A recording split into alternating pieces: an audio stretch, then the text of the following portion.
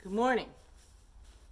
I wanted to talk about the fact that there is an absolute difference between obedience and confidence. A horse that's confident about what you want from them is a horse that is okay with themselves, is okay with your movements, is okay with how they feel in their own skin. A horse that's confident about what you want from them isn't a horse that has fearful reactions to your movements. Now, I have one horse in my life who was a stallion until he was 5.5, and he clearly had been handled with a chain over his nose and clearly had been made into an obedient horse.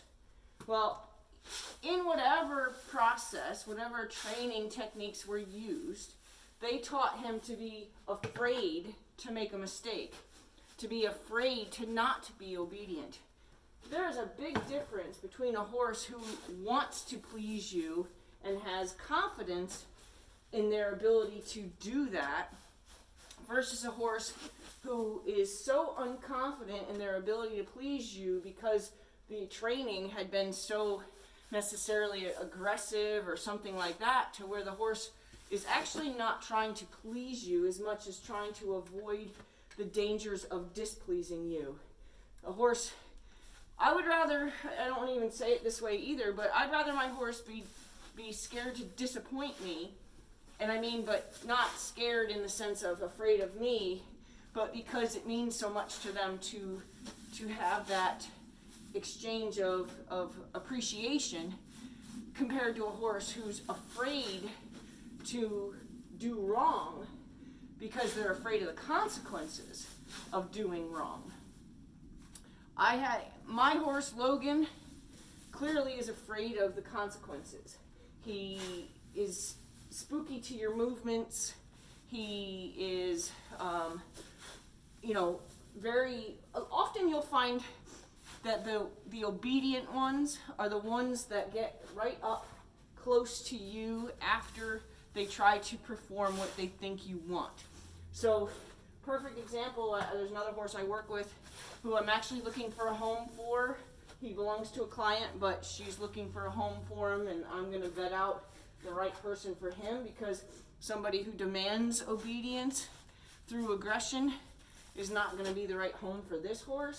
Somebody who wants to help him develop confidence in knowing the right answer instead of always being afraid of getting the wrong answer, because that's what his driving force is he's afraid of getting the wrong answer. He's not eager to get the right answer because he loves humans so much that he really wants to make them proud.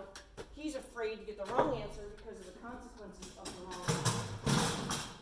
I want to make sure that horse gets the next best place.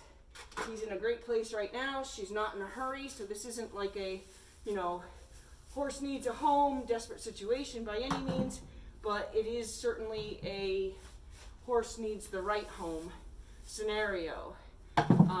He's got a home there forever, so he's not, there's no desperation, so there's no need to rescue him. He's not in a rescue situation.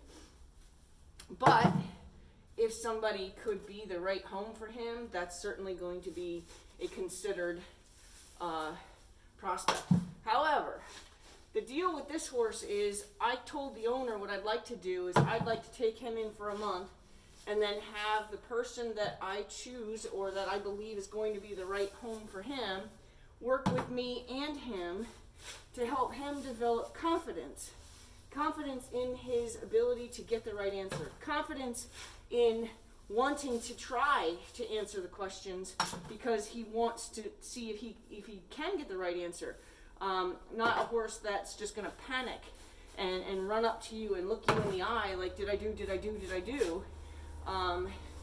That's where I was getting with that, because my horse and this horse having been raised in a way, apparently, I don't know, I didn't raise them, I'm going to say based on the similarities, they were both raised in a similar situation or with a similar hand. And that is the demand of obedience. What a horse like that does, and how you can kind of pick one of those out of the crowd, is after you ask them to do something and they question if they've done it right, they'll come and they'll get right up. And they'll be like, right up in your face in a, did I do it good? Did I do it good? Are you proud of me? Did I please you? Not even are you proud of me, because they're not striving for your approval as much as they're striving for your acceptance of what they did do, so that there's no consequences to have done it wrong. I want to help horses like that develop the confidence that they need to not only always be willing to try and not be afraid of getting it wrong, but also to just be confident in their own skin, to feel comfortable in their own lives, and to feel like their surroundings aren't scary, and to not always be on guard, because that's a horse that's dangerous by default, afraid of being in the wrong place at the wrong time. Like, until I started working with this horse, apparently for 2 years, there was a lack of communication to explain to him that the owner just wanted him to leave the stall so she could do something in the stall, and he had access to the outside. But because he was so eager to not displease, he didn't want to leave the human interaction, but he didn't know he was being told to do something different. So it was always kind of a scattery, kind of a panic. I don't know where to go. Even though he was being asked to leave, he didn't know he was being asked to leave, so he would just kind of scoot around the stall in fear of doing it wrong, but he didn't know what was being asked of him. Now, with a new language that he's developed and an understanding of use of that language with the owner, she just points and he goes, oh yeah, okay, I'll leave.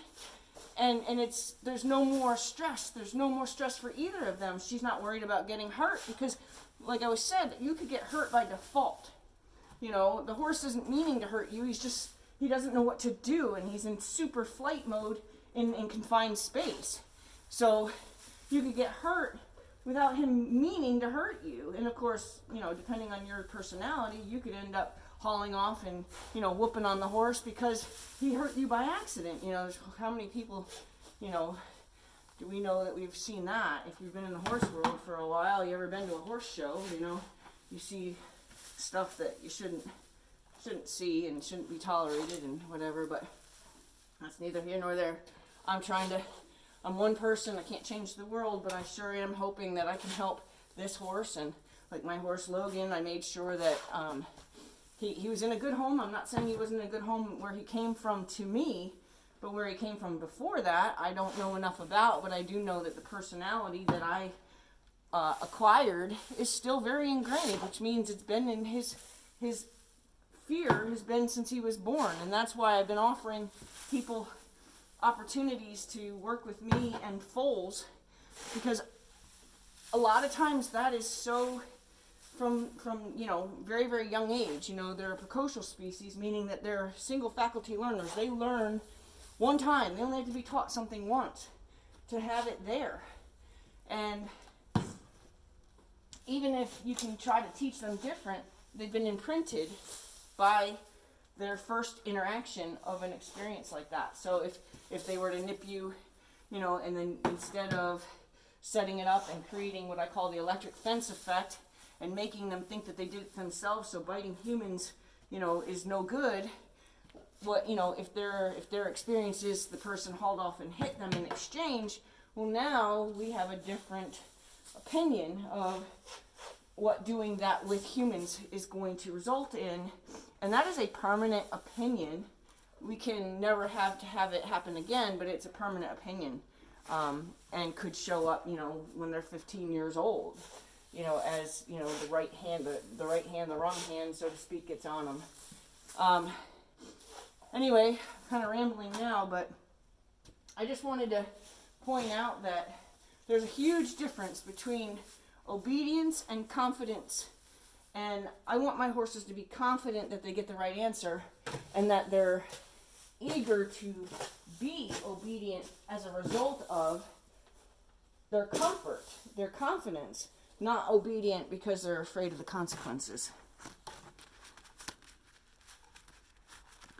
I don't even need to take